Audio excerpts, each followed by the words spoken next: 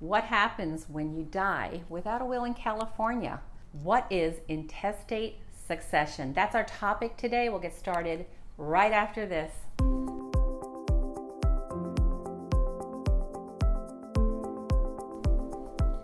Dying without a will in California is also known as passing intestate.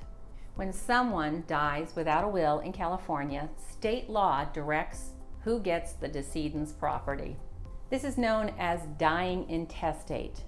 And when this happens, the property is governed by intestate succession laws. Hi, I'm KimWard. I am a real estate broker in San Diego, California, and I'm an expert at helping with homes in probate or trust administration. And that's why I'm here sharing with you about probate information so that you are better informed. The first thing to do when someone dies without a will in California is to initiate a California probate proceedings. You do this by submitting the decedent's death certificate to the probate court in the deceased's county of residence. In my area, that would mean the San Diego County Probate Court. Anyone can do this. Even without a valid will, the probate court will appoint an estate personal representative, also known as administrator. When being appointed as the administrator, this person will need to take the following actions among many others. First, file a final personal income tax return for the deceased. File an income tax return for the estate itself. Pay federal estate taxes if the estate owes any. Only about 0.5% of all estates are wealthy enough to actually owe estate taxes. Collect and inventory all estate assets. You're going to want to pay all estate debts, provide an accounting to the probate court, and distribute the estate assets as directed by the court in accordance with the California intestate succession law. If the deceased owned out-of-state real estate, a court in that state will distribute it in accordance with its own intestate succession law. When your loved one dies without a will in California, beware of hidden complexities.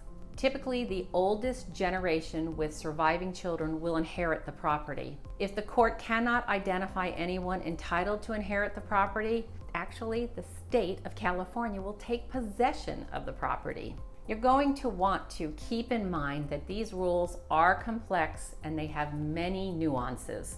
Generally, only spouses, registered domestic partners, and blood relatives inherit under intestate succession in California, while unmarried partners and friends do not.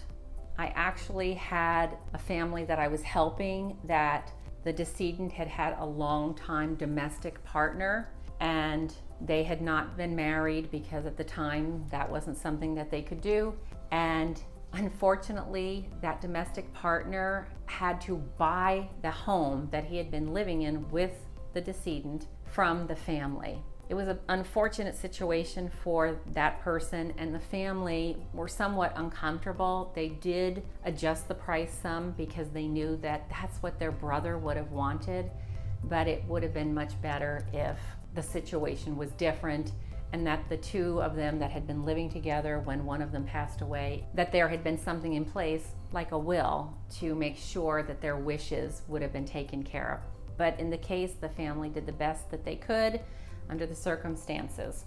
The general order of relatives who will inherit the decedent's California probate property is the following. First, it's the surviving spouse, then the children and grandchildren, then the parents, then siblings, then grandparents, aunts and uncles, and then it goes to other extended family. And it's important that you know that many types of assets may be inherited outside of the probate process, regardless of whether there is a will or not. For those items, intestate succession laws do not apply. Some of these examples of items that will not need to go through probate are property title to a living trust, life insurance proceeds with a named beneficiary, funds in an IRA, 401k, and other retirement account with a named beneficiary again. Any securities held in a transfer on death account or a payable on death bank accounts, and property owned in joint tenancy or tenancy by the entirety with someone else.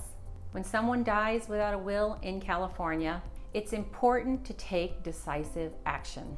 Your rights might be affected by the intestacy of someone close to you. You might, for example, be someone who would probably stand to inherit under a valid will, but not under California intestacy law, like the story I was just telling you about.